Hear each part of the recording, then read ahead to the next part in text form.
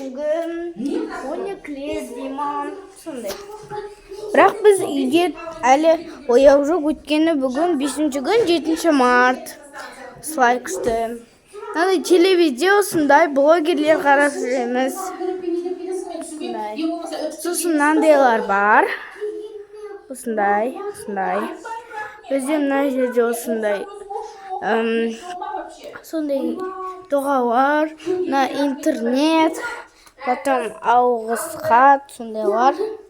Потом мына жерде бізде тарақ, пульт, анау тұрады.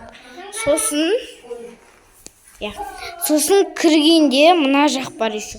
Бұл біздің детский. Емінші кіргенде бізде есік бар. Есікте осындай әріптер тұрады. Өшірпайық. Енді осы жақ осындай. Прям күшті деп айтамыз.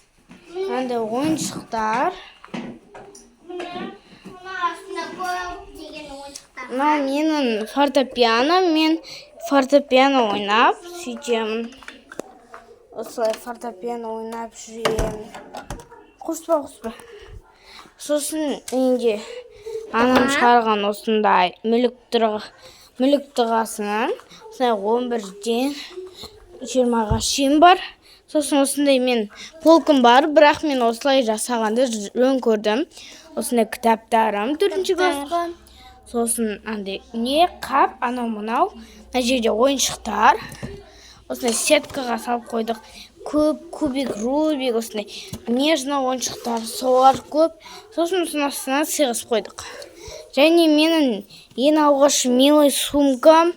Содан соң менің коробкамның ішінде не бар екенін басқа видеода көрсететін болам. Короче, мен коробкаммен сумкама обзор болады. Бұл мен сумкам, бірақ мен апамдікін киемін. Осындай 2 түрлі доп, тағы кубик, рубик. Бұнда заттар салға болады. Мен әзірде салмадым заттар. Содан соң мына жер өте кең мына жер. Содан соң осындай әдемі. Бізге осындай әдемі қыздарский. Осындай әдемі жалюзия. Көбелектер. Ал бізді осындай дельфиндік. Бізде әкеміз өте күшті етіп детский болған. Соң қыздарский етіп күшті етіп интервью құрастырған.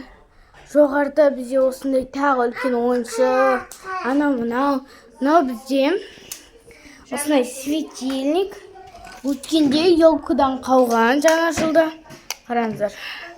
Осылай жанады. Бірақ кішкене түсіп тұр. Өткені біз оны двуходный скотчпен жабыстырып қойдық. Сөйтсек. Міне. Осындай ойыншығы бар тағы да. Осымен детский бітті. Содан соң кіргенде бізде зал кетеді.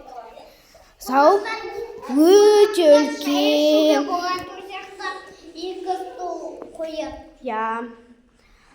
Сосын бізде осындай бар. Осындай домбыра, келі, аспабы. Содан соң осындай қамшы. Сосын балан, жібі. Осындай гүлдер топ тұр біздің үйде. Бұйыртса, біз капельник жинап жатық бір жаққа жазда баруға. Солай. Күшті. Мысалы, қараңыздар мысалы. Злая елес няня деген фильмде, мини-фильмде осы залда түсірген болатынбыз. Өте үлкен болды. Әдемі. Ханшайым билегені өте жақсы көреді. Сондықтан көбінесе билей береді. Енді достар, біздің сол видео түсіргіміз келді. Сондықтан біздің видеоларымызға лайк, просмотр жинап, көптеген подписка күтеміз. Всем пока-пока.